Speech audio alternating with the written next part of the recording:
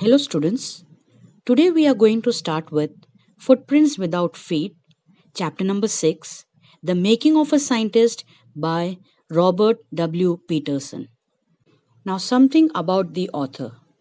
Robert W. Peterson was an American newspaper writer who later became a freelance author of magazine articles and books, especially on the topics of sports and scouting. He wrote a book, The Boy Scouts and American Adventure, in 1984. He also wrote numerous articles for Scouting magazine in the 1970s to 1990s. This chapter is the story about a curious child channelizing his curiosity to become a scientist, the famous scientist Richard Ebright. He received the Snell Scholar Award and the Shearing Plough Award for biochemistry and molecular biology. It was his fascination for butterflies that opened the world of science to him. He explained his theory during the events conducted by National Academy of Science, and he presented his new theory on how cells work. Richard was a single child to his parents. They lived in north of Reading, Pennsylvania. He didn't have friends to play with, so certainly he couldn't play football or baseball with a team of one. But there was one thing that he could do, and that was collecting things. So he started collecting butterflies in kindergarten. He also collected rocks, fossils, and coins. He became a stargazer and an eager astronomer also. His mother encouraged him to learn new things and took him on trips, bought him telescopes, microscopes, cameras, mounting materials, and many other equipments. Richard's mother once said that she was his only companion until he started school. After that, she would bring home friends for him. He was her whole life after her husband's death. Richie was in third grade then. She would find work for him if he had nothing to do. It was for learning. He wanted to learn and he earned top grades in school. When he was in second grade, he had collected almost 25 species of butterflies. These were found around his hometown. Probably that would have been the end of his butterfly collections. But then one day his mother gave him a children's book, and it was The Travels of Monarch 10. It told how monarch butterflies migrate to Central America, and this opened the world of science to Ebright. At the end of the book, readers were invited to help study butterfly migrations. They were asked to tag butterflies for research. It was being done by Dr. Frederick A. Urquhart of Toronto University, Canada. Anyone who found a tagged butterfly was asked to send the tag to Dr. Urquhart. So, a bright interest developed in doing this tagging of monarch butterflies. Now, how is a butterfly tagged and why? The tag is placed underside of the hind wing so as to not interfere with the flight or cause harm to the butterfly. The purpose of tagging monarchs is to associate the location of original capture with the point of recovery for each butterfly. The data from these recaptures are used to determine the pathways taken by the migrating monarchs, the influence of weather on them, and the survival rate of these monarchs. This process do not harm the butterflies, and the data collected have the potential to answer many questions about monarch biology and conservation. However, the butterfly season in Reading was only 6 weeks, which made it difficult for Ebright to tag many butterflies. So he raised a flock of butterflies in his basement. He would catch a female monarch and take her eggs. He would raise them in his basement from egg to adult butterfly. Then he would tag the butterfly's wings and let them go. But soon Ebright began to lose interest tagging butterflies. The reason was that there was no feedback. Only two butterflies had been caught, and the distance was not more than 75 miles from where he lived. So he decided to do real experiments. In seventh grade, Ebright got a hint of what real science was. He entered a country science fair and lost it. His entry was slides of frog tissues. He realized that the winners had tried to do real experiments, and one needed the proof through experiments. He did not do them at that time.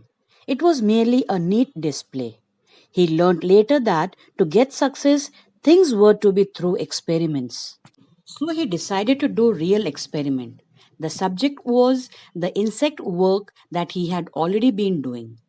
He wrote to Dr. Urquhart for ideas. Back came many suggestions for experiments. These kept Ebright busy all through high school.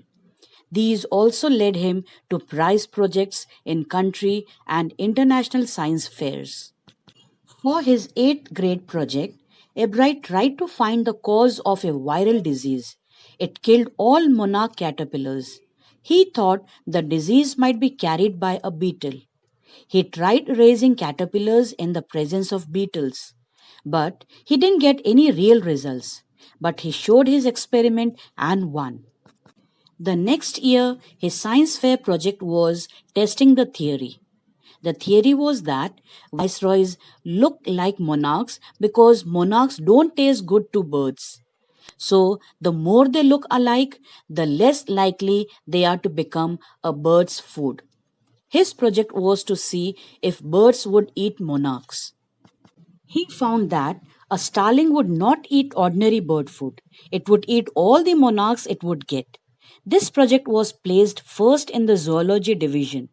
It came third overall in the country science fair. In his second year in high school, Ebright began the research. The question that he tried to answer was simple. What is the purpose of the 12 tiny gold spots on a monarch pupa? Everyone assumed the spots were just ornamental, but Dr. Urquhart didn't believe it. So, to find an answer, a bright and another excellent science student started their experiment on it. Here in high school, Ebright began the research. The question he tried to answer was simple. What is the purpose of the 12 tiny gold spots on a monarch pupa?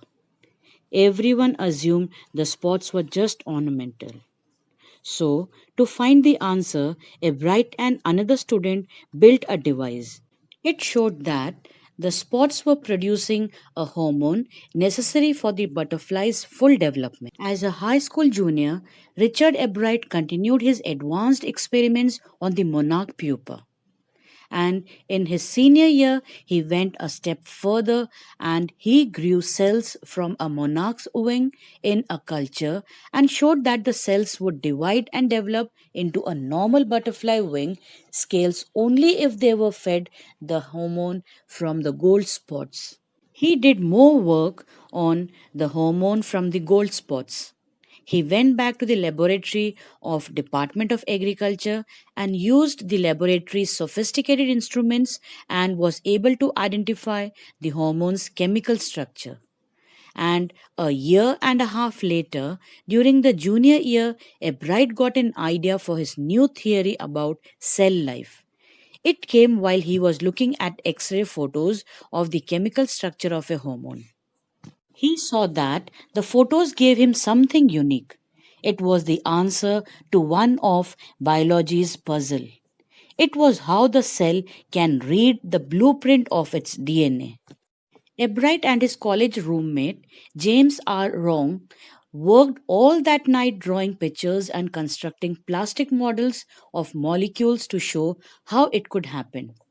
Together, they later wrote the paper that explained the theory. Surprisingly, no one knew him. He graduated from Harvard with highest honors and then he continued with his experiments to test his theory. If the theory is proved correct, it might lead to a great step relating to life. It will be related to the understanding of the processes of life. It might also lead to new ideas, and they would be for preventing types of cancer and other diseases. All of this is possible because of Ebright's scientific curiosity. His high school research into the purpose of the spots on a monarch pupa eventually led him to his theory about cell life. Apart from science, he had other interests also. He became a champion debater and a public speaker.